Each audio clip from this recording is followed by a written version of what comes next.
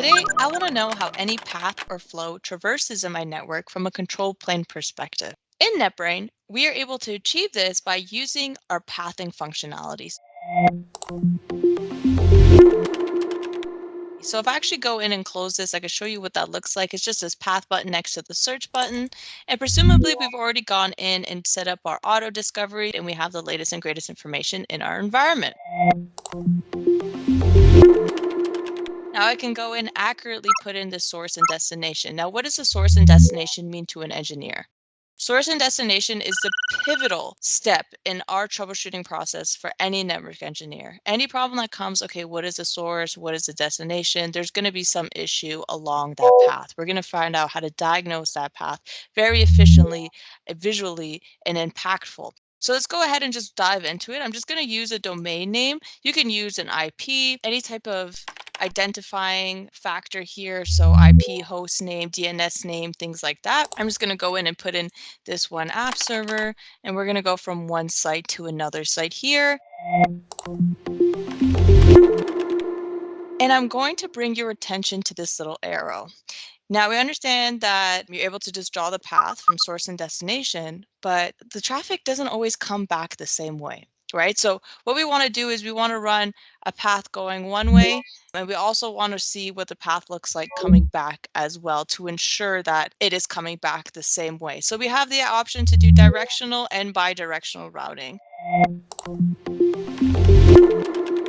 Now, if I go into the settings bar, we're also able to go in and pull information live.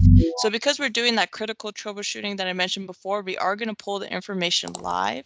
We have the option to pull from cache information, so the latest pull of information from NetBrain, and I'm going to show you why that's important in just a second. And we're also able to pull from historical data, which is pivotal, I think, in troubleshooting. So what did this path look like yesterday? And then again, this retention period is pretty customizable, how long you want to keep this pathing information, but you're able to see, what did this path look like last week?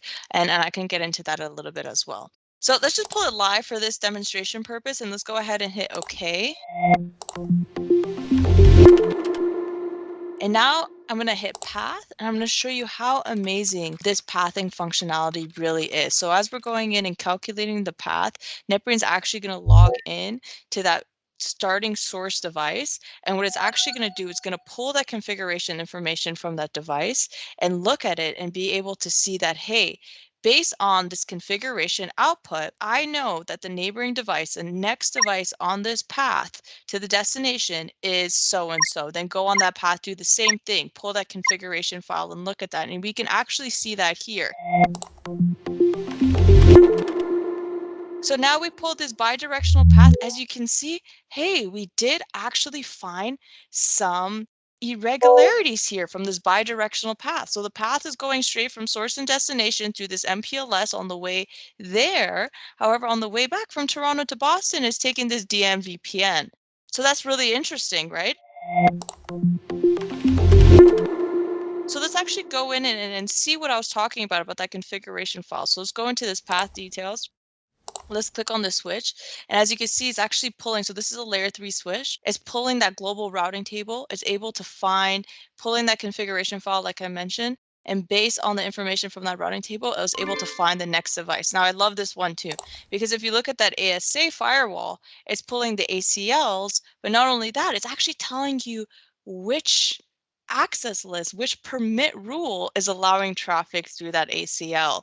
So much different than your typical trace route. It's taking that stare compare from those PuTTY sessions, and it's making it into this really nice visual path.